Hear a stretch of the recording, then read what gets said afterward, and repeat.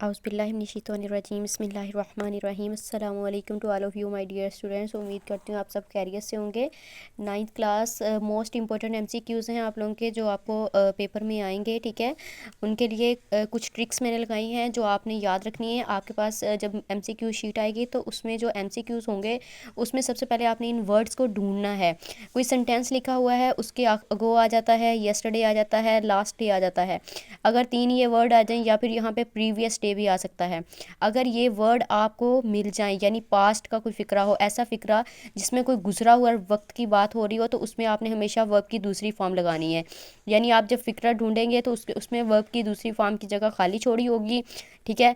और मैं आपको इसका सेंटेंस भी दिखा देती हूँ। ये देखें, शी डैश हेयर येस्टरडे। तो यहाँ पे आपको ऑप्शन होंगे कम, केम, कम्स, ठीक है। अब शी के साथ कम्स आता है फर्स्ट फॉर्म, लेकिन यहाँ पे येस्टरडे का वर्ड आपने इस तरह से इसको ढूंढ लेना है और ढूंढ के आपको पता चल जाएगा कि यहाँ पे सेकंड फॉर्म आएगी शी केम, ठीक है। उसके बाद है जी दूसरी अगो का आपको मैंने बताया, तो उसका सेंटेंस है ये देखें, they went there a few hours ago, few minutes ago, the last day. तो ऐसा हर वो फ़िक्रा, हर सेंटेंस जिसके अंदर आपको येस्टरडे, अगो या प्रीवियस डे का वर्ड यूज़ हुआ होगा, तो उसमें आपने वर्ब की दूसरी फॉर्म लगानी है, ठीक है। ये आपका एक एमसीक्यूज़ यहाँ पे कवर हो गया। उसके बाद कुछ एमसीक्यूज़ ऐसे होते हैं जिनमें स्टार्ट पे ही फॉर्म फ़िक्रे जैसे स्टार्ट होता है तो पहला लफ्ज़ उसमें ऑलवेज़ का होता है, या फिर सब्जेक्ट के बाद ऑलवेज़ लगा है, ही ऑलवेज़, शी ऑलवेज़, ठीक है, शी ऑफन, दे यूजुअली। तो ऐसे लफ्ज़ों का जहाँ पे इस्तेमाल होगा, जैसे यहाँ पे एक सेंटेंस में आपको दिखा रही हूँ, ये देखें, शी प्लेस हॉकी डेली या she always goes to school. वो हमेशा स्कूल जाती है। ये ऑलवेज़ वाला आप देखें, यहाँ पे आप जैसे आपको ये सेंटेंस नज़र आएगा आप इसमें ये चीज़ नोटिस कर लीजिएगा और फ़ौरन से आप लोग कहाँ पे जाएंगे, फर्स्ट फॉर्म पे। इसी तरह डेली और एवरीडे का है, ये भी सेंटेंस मैंने आपको लिखवाया हुआ है, ठीक है। इस तरह से आपने एवरीडे को ढूंढ लेना है। जैसे शी प्लेस हॉकी डेली, हर वो काम जो मामूल का हो, ठीक है, जो जिसको हम डेली बेसिस पे करते हैं, तो उसके साथ हमेशा वर्ब की पहली फॉर्म आती है। उसके बाद आ जाएं जी, ये वर्ब की पहली फॉर्म कहाँ पे आएगी, जहाँ पे डू, डज, डिड, ठीक है। जब भी किसी प्रेजेंट के टेंस को नेगेटिव बनाते हैं, यानी प्रेजेंट इंडेफिनिट का सिंपल टेंस होगा, उसको जब नेगेटिव बनाते हैं तो हम डू और डज का इस्तेमाल करते हैं।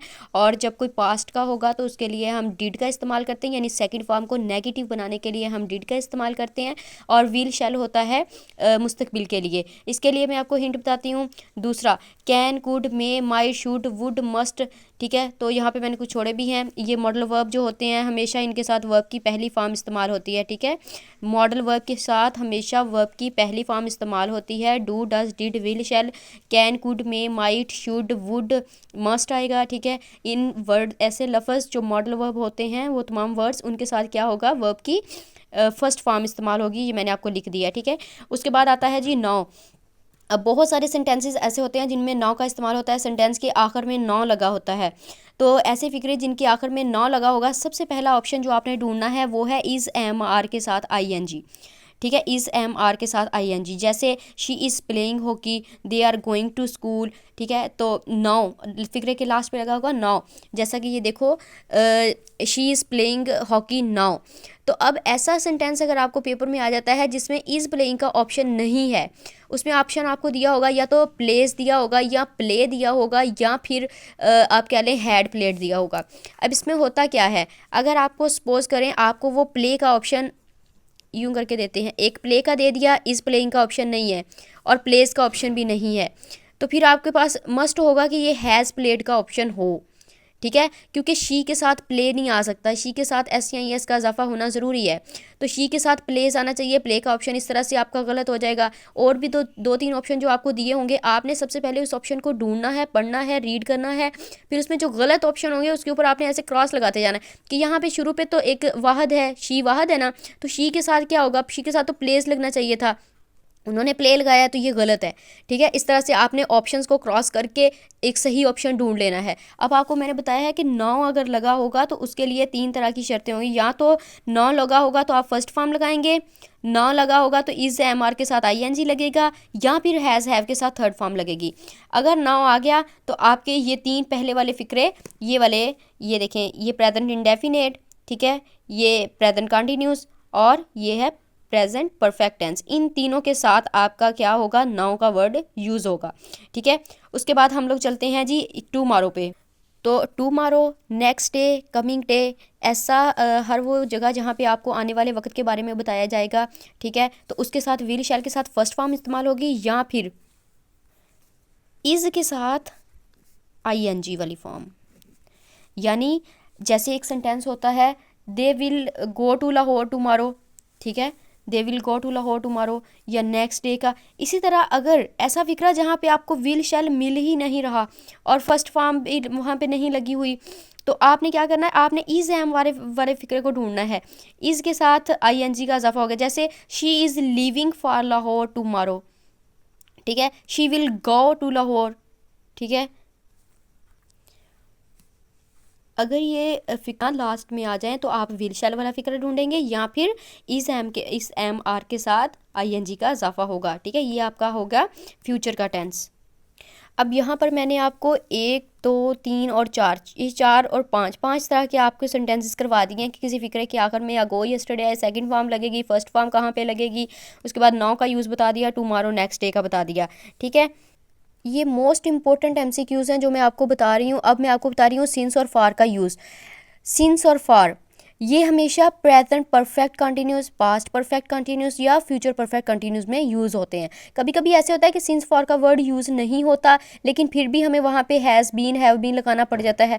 तो अब ज़्यादातर एमसीक्यूज़ किस तरह के होते हैं जिनमें सिंस फॉर लगा होता है, लेकिन उस वहाँ पे खाली जगह छोड़ी होती है कि उसके अंदर क्या आएगा। तो इसकी सबसे बड़ी जो आपने बात याद रखनी है वो क्या होती है कि जिस फिक्रे में सिंस या फॉर लगा होगा उसमें क्या होगा, has been plus ING, have been plus ING, had been plus ING या शैल हैव बीन आईएनजी।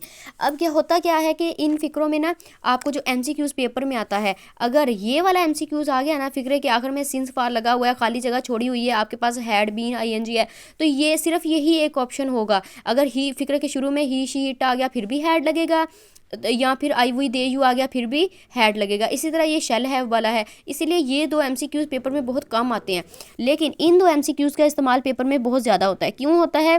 क्योंकि अगर तो ही शी इट कोई वाहद होगा तो उसके साथ हैज़ लगेगा, आई वी दे यू होगा तो हैव लगेगा। इसलिए इन दोनों में थोड़ा सा डिफरेंस होता है। फिक्रे के आखिर में यहाँ पे सिंस या फॉर लगा होता है। आपने फिक्रे के शुरू पे देखना है कि यहाँ पे अगर शी है तो उसके साथ हैज़ बीन प्लस आईएनजी आएगा, अगर दे है तो हैव बीन प्लस आईएनजी आएगा। ठीक है, आई वी दे यू, हुई शी इट, उसमें डिफरेंस होगा। अब सिंस कहाँ पे होता है? सिंस वहाँ पे होता है जहाँ पे मुकर्रर मुद्दत होगी। एक फिक्रा आपको ऐसे आएगा, he has been playing hockey dash Monday. अब मुकर्रर वक्त क्या होता है कि कोई दिन हो गया, दिनों के नाम जैसे मंडे ट्यूसडे होते, ट्यूसडे हो गए, या फिर जनवरी फरवरी हो गए। ठीक है, in the morning, in the evening.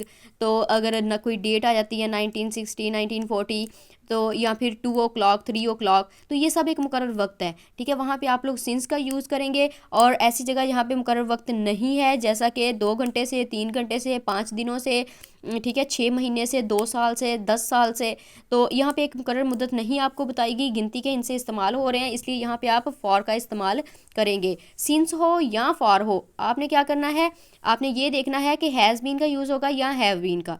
अगर ये दोनों आपको ऑप्शन में नहीं दिए हुए तो फिर सिर्फ सिंपल हैड का ऑप्शन दिया होगा, हैड बीन प्लस आईएनजी, तो ये वाला आपने चूज़ करना है। ठीक है, इसी के साथ एक और अहम बात, एक और अहम एमसीक्यूज, जेरेंड। जेरेंड क्या होता है? जेरेंड होता है use of ING without helping verb, यानी इज एम आर के साथ हेल्पिंग वर्ब हमेशा इज एम आर आईएनजी के साथ इस्तेमाल होते हैं। या वाज वर्ब हो तो उसके लिए भी आईएनजी का होना ज़रूरी है। ये एक कॉन्टीन्यूस का टेंस है, तो इसको हम लोग प्रेजेंट पार्टिसिपल भी बोलते हैं। यानी ये सेंटेंस है, आई एम प्लेइंग हॉकी। अब इसमें देखें, एम प्लेइंग, एम प्लेइंग, ये एक पार्टिसिपल है, प्रेजेंट पार्टिसिपल।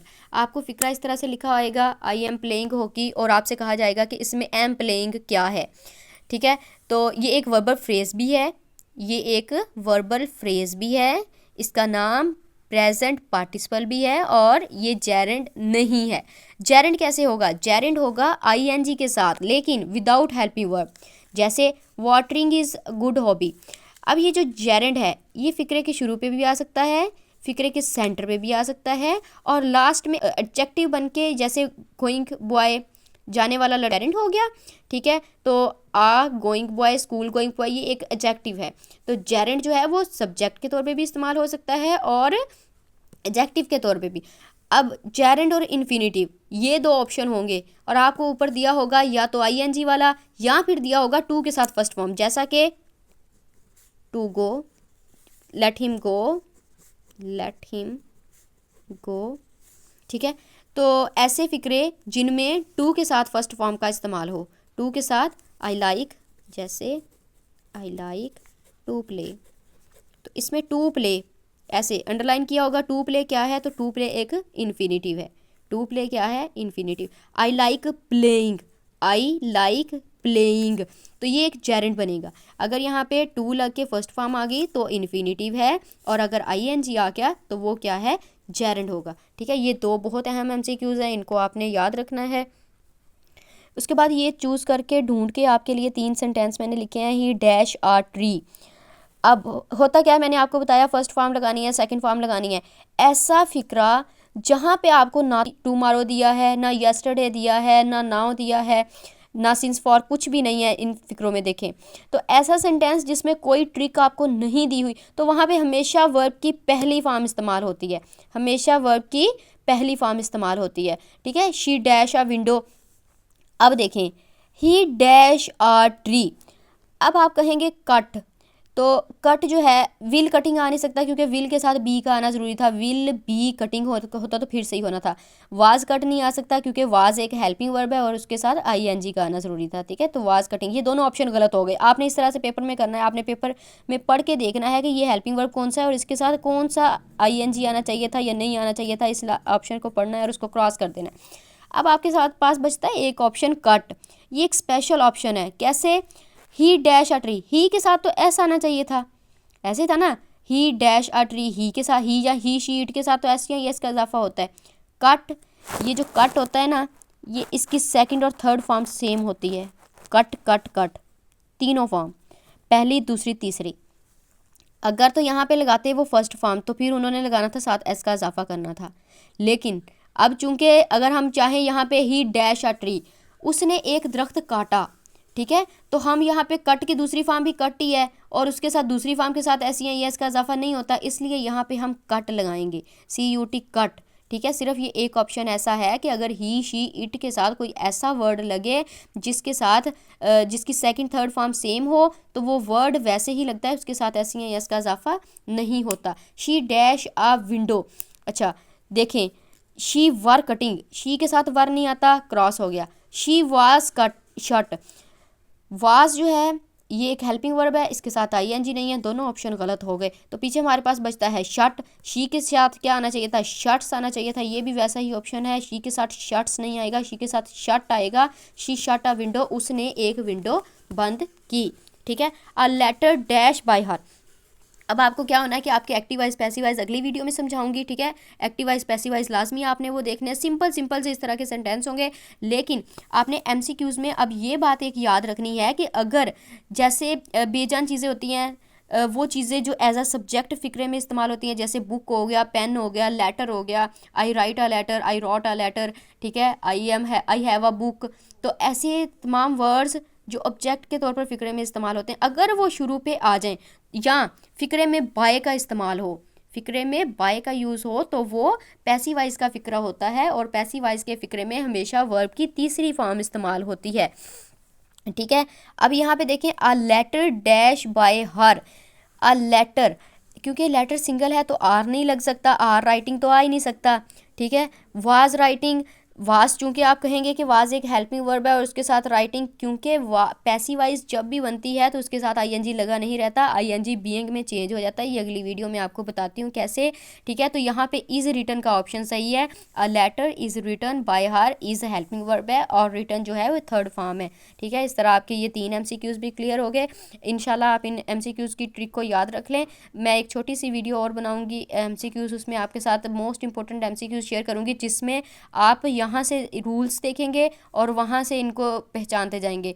नहीं तो आप 9th क्लास की जो आपकी बुक है उसके अंदर ब्राइट के अंदर आपको कुछ दी हुई है, एक्सरसाइजेस दी हुई हैं, आप यहाँ से ट्रिक देखते जाएं और वहाँ से उनको जाके ढूंढते जाएं। टुमारो, येस्टरडे, या फिर अगो लगाया होगा, या किसी फिक्रे में सिंस फॉर का यूज़ होगा, ये सारी ट्रिक्स को आप वहाँ पे फॉलो कर सकते हैं। ठीक है, चैनल को सब्सक्राइब करें और वीडियो को लाइक करें, दोस्तों के साथ शेयर करें। जज़ाकल्लाह।